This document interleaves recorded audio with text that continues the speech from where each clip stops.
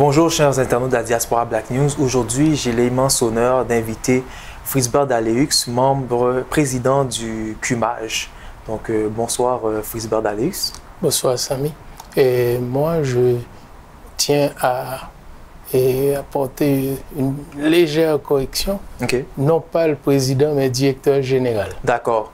Donc c'est le directeur général du CUMAJ. Tout d'abord Frisbert Dalleux, qui êtes-vous? Présentez-vous aux internautes. Qui êtes-vous?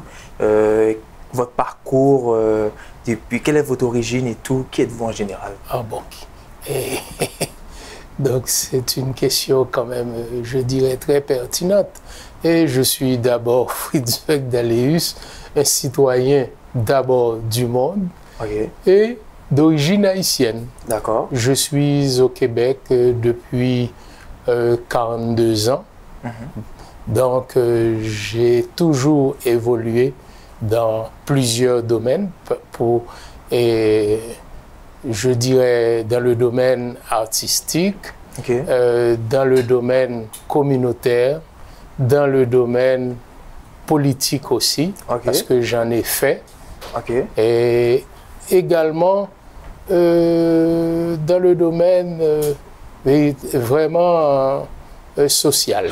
D'accord. Avez-vous, par exemple, dans le domaine politique, j'ai vu que vous avez dit que dans le domaine politique, vous avez une certaine expérience.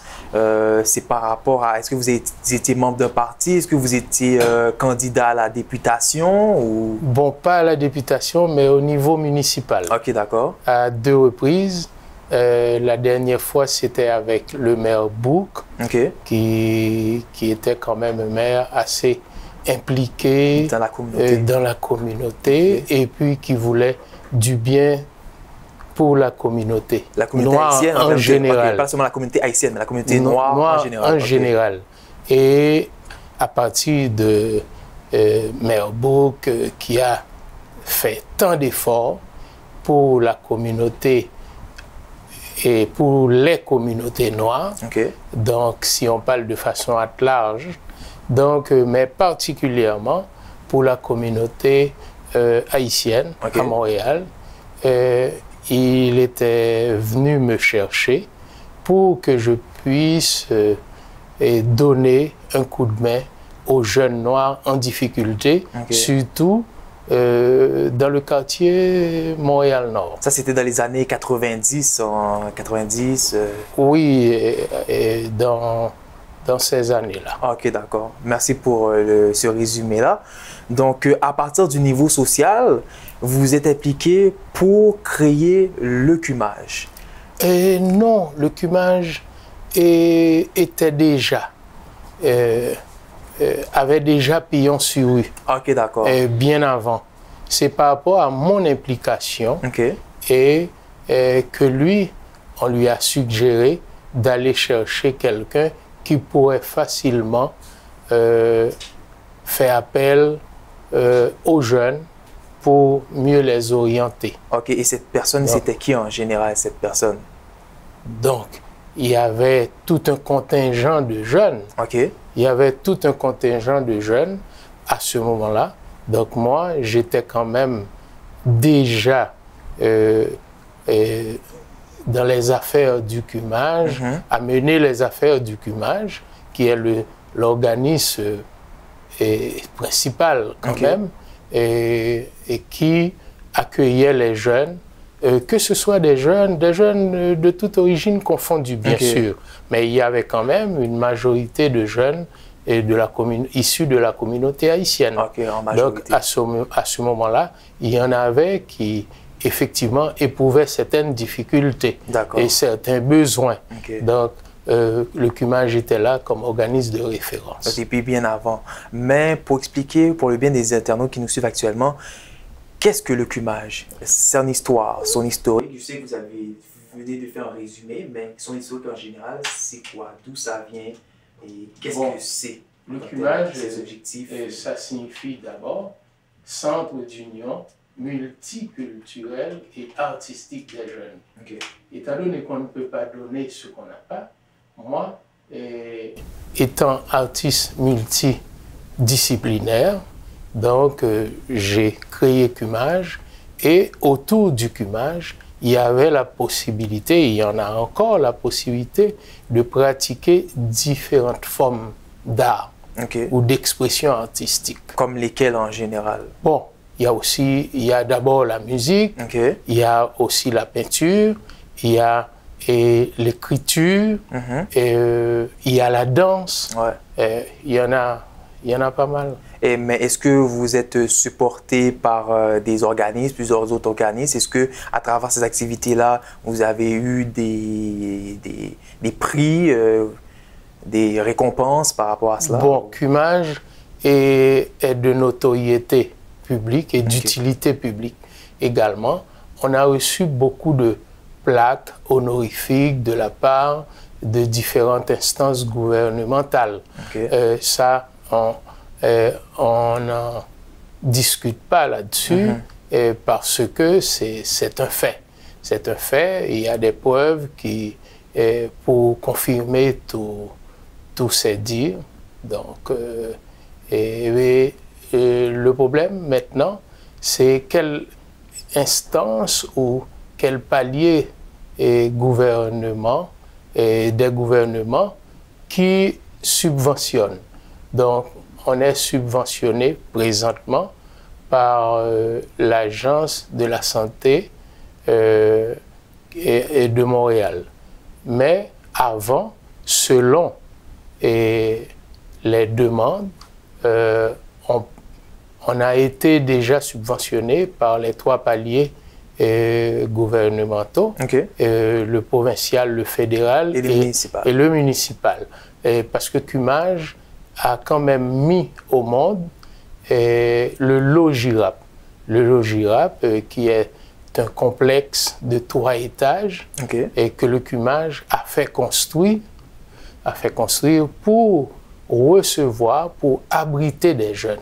Et c'est où qu'on peut retrouver ce bâtiment-là? Depuis quand existe ce bâtiment? Oh, ce bâtiment, j'ai passé au moins 5 ans à travailler là-dessus, et sur ce projet-là, à faire les démarches qui devraient emmener à la concrétisation de ce projet. Mais depuis, je dirais, après ces 5 ans-là, maintenant, ça fait 5 ans depuis que le projet fonctionne, que le projet existe, dont j'étais le président. Et ensuite, l'instigateur. Mais depuis 1 an, j'ai démissionné, mais ça continue. Le projet continue pareil. À aller de l'avant. Et c'est où est-ce que ce projet, est-ce que ce complexe-là, on peut le retrouver à Montréal? Il est situé où? Oh, c'est situé dans le quartier Bordeaux-Cartierville. Donc, si on va sur Internet, on peut trouver logirap.com. Donc, ça va donner, cette adresse va donner toutes les informations pertinentes. D'accord. Donc, c'est dans le quartier Bordeaux-Cartierville. Ainsi que... Oui. Ok, d'accord. Ok, donc si jamais les internautes veulent avoir plus d'informations, il faut aller sur le site du Logirap, c'est ça? Oui, du Logirap. Ok, d'accord. LOGIS-RAP. Ok, d'accord. Et logis pour logement, rap pour jeunesse. Ok, d'accord. Donc c'est un endroit où les jeunes peuvent s'exprimer à travers la musique, la danse et... peuvent y habiter aussi, peuvent y demeurer. Ok, d'accord. Merci beaucoup pour cette information. Puisqu'on arrive à un moment très particulier pour non seulement la communauté haïtienne et la communauté noire en général, le mois de février coïncidera avec le mois de l'histoire des Noirs, quelles sont les activités que le Cumage compte organiser? Bon, le Cumage est comme d'habitude, observe le rythme de la communauté noire en général et concernant le mois de l'histoire des Noirs, on a une activité qu'on faisait depuis, je dirais, 2 ans et qu'on va continuer avec cette activité-là qui s'appelle Sous la tonnelle de l'histoire et de la vérité. Donc, et de la vérité étant quelque chose de très subjectif, donc je devrais de préférence mentionner à la recherche de la vérité. Okay. Donc, c'est la modification à apporter d'abord. C'est une activité qu'on fait habituellement le dernier dimanche de chaque mois. Ok, d'accord. Donc, ça va rentrer aussi dans le cadre des activités concernant le mois de l'histoire des Noirs. Mais moi, j'avais été voir les responsables du mois de l'histoire des Noirs pour leur faire une suggestion et leur offrir, disons, mon soutien. Ouais. C'était d'abord pour leur demander pourquoi tout le temps les Noirs se plaignent du mois de l'histoire des Noirs, qui est le mois de février, le mois le plus court et le mois le plus froid. Exactement. Ça, c'est pas la première fois que j'entends cela aussi. Oui. Ouais. Donc, moi, je leur ai suggéré, écoute, il y a moyen de rectifier le tir et au lieu de laisser le nom « mois de l'histoire des Noirs », de préférence parler des Noirs à l'année. Ok, d'accord. Donc, ça serait mieux qu'on ait une activité sous le thème Noir à l'année. D'accord. Mais est-ce que ce projet-là compte être réalisé?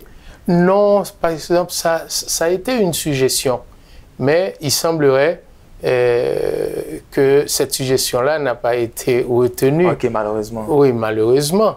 Mais donc c'est dans cet esprit-là que moi, j'avais fini par créer, en guise du mois de l'histoire des Noirs, sous la tonnelle de l'histoire et de la vérité, donc, ou à la recherche de la vérité, parce que les Noirs ont beaucoup inventé des affaires dont on se sert. Oui.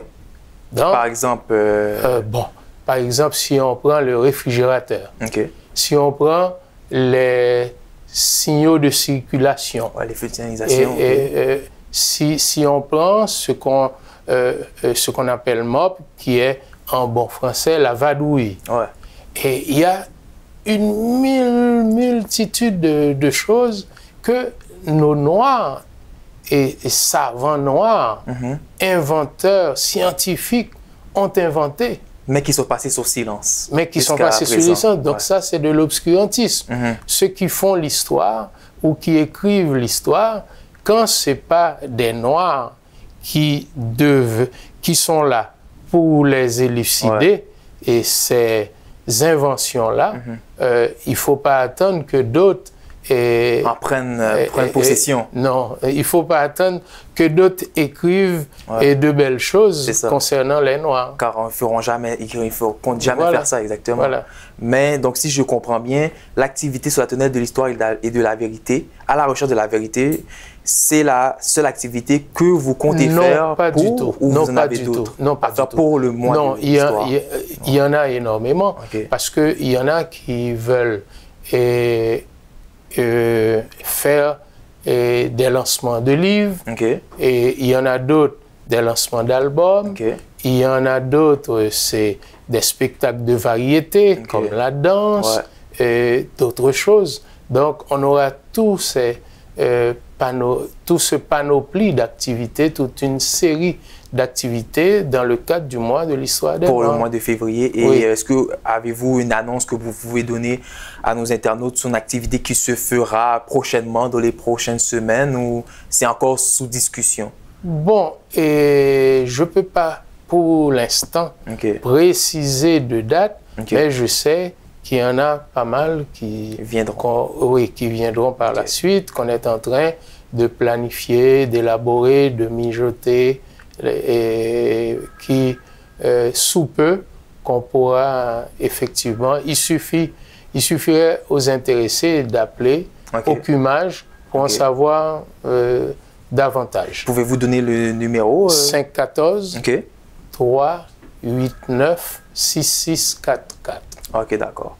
Donc, merci pour ces informations. Autre sujet que j'aimerais aborder avec vous, c'est quelles sont les autres activités que vous comptez réaliser pour l'année 2015? Bon, pour l'année 2015, étant donné que CUMAGE doit absolument célébrer ses 25 ans d'existence. Donc, on aura un gala pour nos 25 ans, mais qui va être d'abord, et comment je devais dire ça, ce gala-là a pour objectif de retrouver et accueillir tous les jeunes ou la majorité des jeunes qui sont passés par Cumage pour se réaliser. D'accord. Ce qui veut dire qu'ils sont qui ont eu des problèmes auparavant, qui ont été par le Cumage, et à travers le Cumage, ils ont été, on pourrait dire, métamorphosés, ils ont été de bonnes personnes, ils ont eu des... Bon, ces jeunes-là, il y en a qui avaient des problèmes, il y en a qui n'avaient pas. Il y en a qui ont suivi le cours des choses ou leur parcours et assez normalement, naturellement. Donc, ils n'ont pas eu véritablement de problème.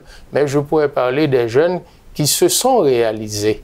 Par exemple, la majorité de ces jeunes-là, pendant 25 ans, on a produit quand même, on a aidé ces jeunes-là à devenir des docteurs en X, en Y, en Z.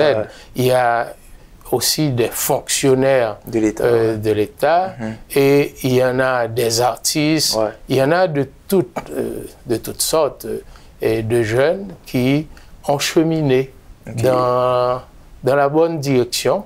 Et on inviterait tous ces jeunes-là à venir célébrer avec nous nos 25 ans d'existence. Mais il y aura aussi quelques autres activités précédant ce gala. Donc il y a comme un avant-goût avant. Oui, bien sûr. Il y aura des activités, quand même, je pourrais dire, des petits galas. Jusqu'à un grand gala. Donc c'est vraiment l'année du Cumage. Oui, c'est l'année du Cumage. Et puis ces activités-là, on n'a pas le choix de passer à travers pour y arriver. D'accord. Bon, donc c'est vraiment les activités qui vont être réalisées. C'est le grand gala, même que vous ne savez pas c'est quand encore. Vous avez pas de date précise. On ne peut pas préciser pour l'instant encore c'est quelle date. Mais on a des activités à Cumage, comme par exemple des ateliers d'écriture, des ateliers de danse. Donc les gens peuvent toujours appeler. Il y a aussi des cours d'histoire noire. Donc, en général, pas seulement pour la communauté haïtienne, mais en général. En général. D'accord. En général. D'où vient, sous la tenue de l'histoire et à la recherche de la vérité? Bon, à la recherche de la vérité, bien sûr, parce que du choc des idées jaillit la lumière. Lorsqu'on invite un conférencier, c'est toujours un sujet assez intéressant au vu de tout le monde, mais il y a aussi d'autres intervenants qui peuvent venir débattre du même sujet et que le conférencier a à prononcer comme conférence. Mais c'est pourquoi on dit toujours conférence-débat. Il y a le conférencier, mais il y a d'autres... Il y a la partie débat. Il y a d'autres panélistes qui peuvent intervenir pour le côté débat. D'accord, donc conférence-débat pour les cours d'histoire et pour sous la tonnelle. Oui, pour faire la lumière, pour faire jaillir la lumière. Exactement, ça qu'il faut.